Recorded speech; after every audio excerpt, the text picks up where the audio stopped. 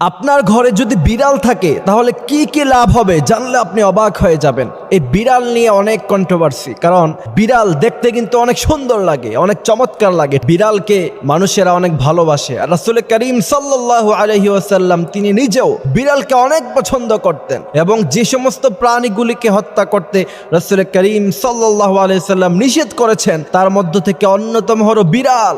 আপনি বিড়ালের দিকে তাকালে আপনার কাছে মনে হবে ছোট্ট একটা বাঘ, বাঘের আকৃতির মতো বিড়ালের আকৃতি। আমাদের দেশের অনেক আলেম ওলামারা দেখবেন তারা বিড়ালকে অনেক ভালোবাসে, বিড়ালকে ঘরে রাখে। যেমন গত কয়েকদিন আগে দেখলাম শেখ আহমদুল্লাহ, আপনারা নিশ্চয়ই দেখেছেন, তিনি একটি বিড়ালের সাথে ছবি পোস্ট করেছেন এবং অনেকে সেখানে কমেন্ট করতেছে দেখেছি যে আবা হুরাইরা অর্থাৎ বিড়ালের বাবা, অনেকে প্রশংসাও করেছেন। তো শেখ আহমদুল্লাহ সহ বাংলাদেশের অনেক আলেম ওলামারা তারা কিন্তু বিড়াল পালে, জানেন, বিড়ালকে অনেক পছন্দ করে। ব্যক্তিগতভাবে বিড়ালকে দেখতে আমার কাছেও ভালো লাগে। এখন আসি যে বিড়াল পাললে, বিড়াল আপনার ঘরে থাকলে কি কি লাভ হতে পারে। অনেকে বলে যে বিড়াল যদি ঘরে থাকে তাহলে কোনো অশুভ জিনিস আসতে পারে না।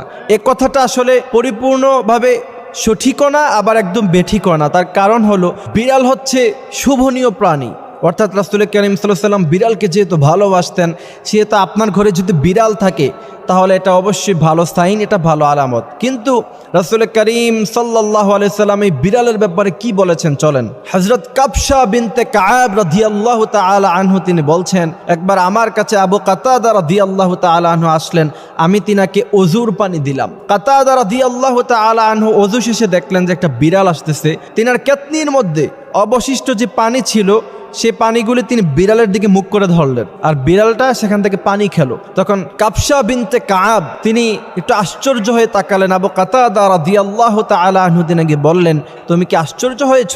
তিনি বলেছেন, জি আমি আশ্চর্য হয়েছি। আবু কাতাদা বললেন, না, রাসূল করিম সাল্লাল্লাহু আলাইহি ওয়াসাল্লামকে আমি দেখেছি তিনি বিড়ালকে পানি খাওয়াতেন। সেক্ষেত্রে বোঝা যায় রাসূল করিম সাল্লাল্লাহু আলাইহি ওয়াসাল্লাম বিড়ালকে অনেক বেশি পছন্দ করতেন। এরপরে আবু হুরায়রা রাদিয়াল্লাহু তাআলা আনহু, অসংখ্য হাদিস আছে তিনার, আপনারা নিশ্চয়ই জানেন। আবু হুরায়রা রাদিয়াল্লাহু তাআলা আনহু হাতের আস্তিনের মধ্যে তিনি বিড়াল রাখতেন।